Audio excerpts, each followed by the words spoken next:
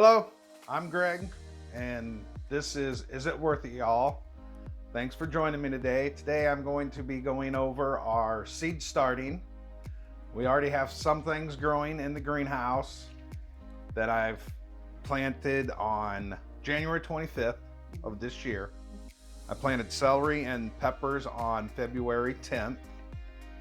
And I have a list of everything that I've planted. We just came out of the pantry challenge, so we kind of know a little bit better on what we want to grow, and we for sure want to grow a lot of peppers because we want to do salsas, we want to do cowboy candy, we want to freeze them. So I've actually started 49 plants. So on our latest video, it was the recap of coming out of the pantry challenge, and as mentioned in there, it's the new inventory system and consumption that we've come up with, and that ties into this. So now we know how much food we're consuming, and because of the way we can and freeze stuff, we do mostly ingredients canning. So we know, okay, we kind of have an idea that these 2 months we ate, and it's in the video. Chris mentions how many pounds and everything, but on our consumption catalog, we have it down. So we know that in those 2 months we ate 3 pounds of peppers. So now we can kind of take that and go, okay, so for what we need to put in the garden to grow for this next canning session is X amount of peppers. So like I've started 49 pepper plants, and I think if we've been looking at it correctly, I've lost maybe 5 plants from the time that I seeded them until they've grown. And we've planted 18 cells of celery, and I've lost 6 of those because we thought we were out of the cold weather where we live at, and it dipped into the 20s one night, and some of these were not strong enough to bounce back. And this is our indoor greenhouse. That's the front door.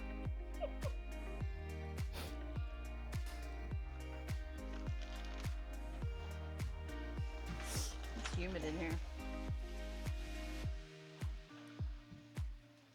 Oh, look how pretty they are.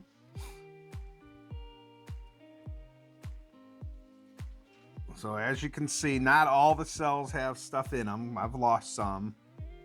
And these are the celeries that I've lost over here. Some's trying to bounce back a little bit, but I just wanted to leave these in there to show you that this is why we planted so many, is because you are going to lose some. And this is my second year and first year that I halfway know what I'm doing. So I have, in my setup, I have my thermostat that shows me the temperature, the humidity, and then I've bought a little fan just to give it some airflow because it gets pretty still in here.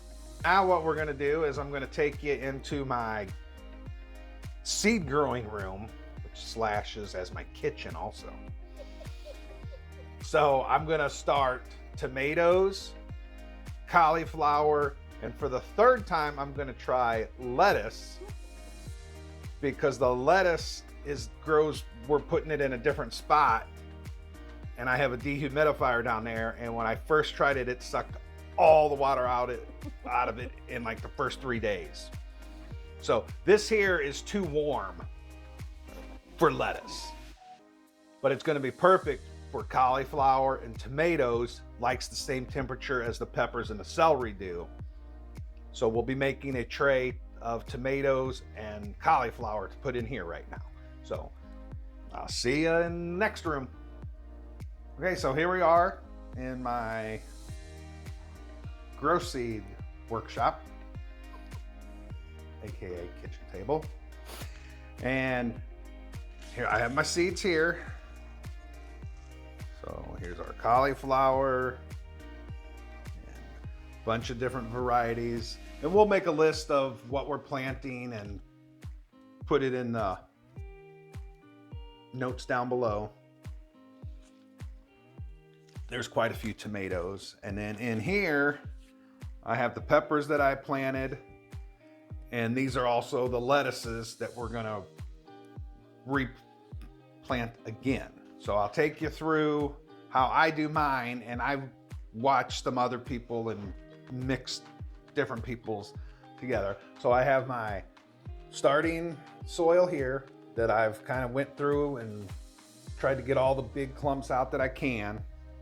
And what we're gonna do is we're gonna add the water, and you wanna get it where it's moist and where you can kind of make a ball out of it and it stays in the ball shape and you're not wringing water out of it. This is just to get that dirt moist so that the seeds will take. And as you can see, I'm not a pro at this, so I don't know how much it's gonna take. And if you go little by little, then you don't have to add more soil. And that's what I'm trying to avoid, is pour too much water in there and now I have to open up another bag of soil. So there we go. You get a little bit of water coming out. There we have it. So now what I'll do is I will take this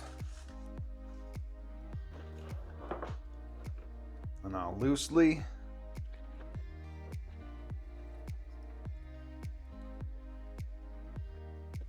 yes, eventually I will be making a seed starting workshop in a basement so that you don't have to do a whole lot of cleanup when you get done, like I'm gonna have to today.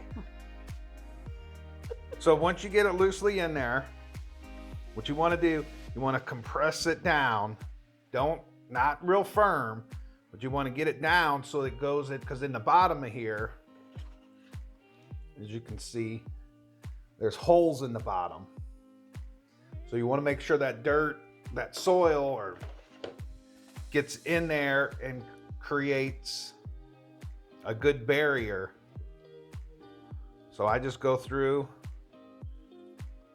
firmly put it down, because if you compact it too much, the seeds won't, once they get started, they won't have anywhere to sprout to. So you want to keep it, you're just doing this so that when you water it, it doesn't just go out the bottom and take all your soil. And then you just come back in, and here, this is where you're just gonna just put enough dirt in there and put it in softly. And I by no means am quick at doing this. And so there you have it. So what we're gonna do is we're gonna take ice cream bar sticks, or tongue depressors. We'll take what we're planting. So this is a Cherokee purple tomato, and I am going to right on here. So for now, we're just gonna plant one row. Maybe in 2 weeks we'll do another set, so we'll succession plant these. We'll do one row, which is gonna be 1, 2, 3, 4, 5, 6, 7 cells. And what you do is you just put and these need somebody to put on their glasses. It's probably 1/4 inch or 1/8 inch deep. yeah, so just barely. So just barely. So what we'll do is we'll make our little depression. Try to make it in the middle.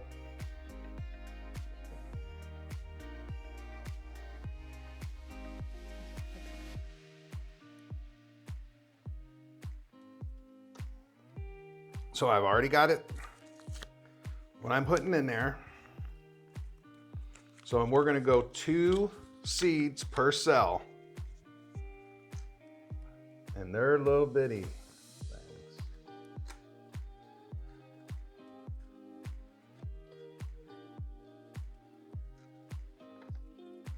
So I've got some in here. I'll just grab a couple. 1, 2, 1, 2.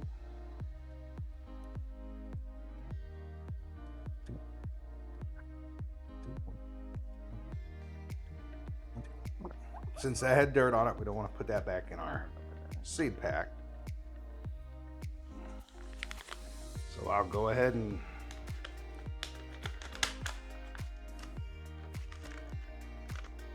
then what you want to do is we'll set that one to the side.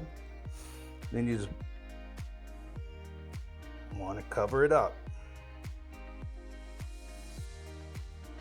And tomatoes do not need light to germinate, but we're still going to put them underneath our, we're going to set everything up so that, because once they germinate, they will need light. So, but you do not have to put them under there until you see the sprouts come up. So that's how we do it. We have about 6 or 7 more varieties to do, and we'll just keep going down the line. We're going to take the time first and mark all of our tongue depressors with the variety, and we'll put it in there, and we'll bring you back when we have this all done. Okay, so there you have it. We got 1, 2, 3, 4, 5, 6 different varieties of tomatoes with 1 row of 8 cells, and then we did the cauliflower, we did 3 rows with 8 cells in each. And the tomatoes were just like 1/8 inch deep, so you just barely make a hole, drop your seeds in there, fill it. These are a couple years, little older seeds, so we added some extra seeds just to, and the cauliflower was 1/4 inch deep, so your hole's got to be a little deeper.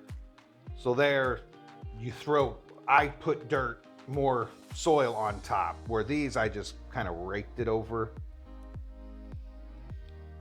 And then what we're going to do is we're going to take these to the greenhouse.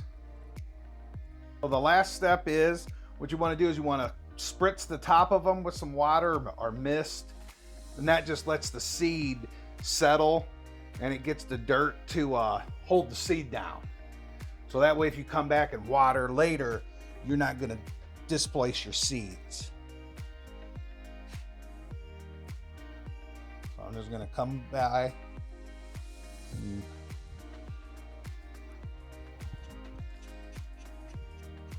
because our soil already has water in it.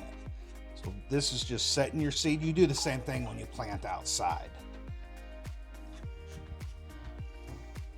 There we have it. Now we'll take it into the greenhouse.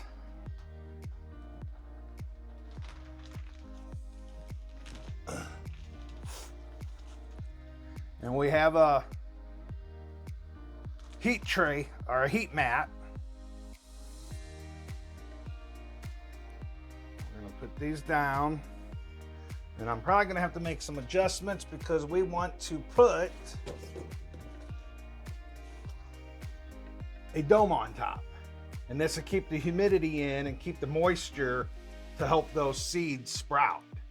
And once they start sprouting, as you can see, I've taken off the dome, but for the seed starts, they need the dome. We'll need to adjust that heat mat too, it's fallen.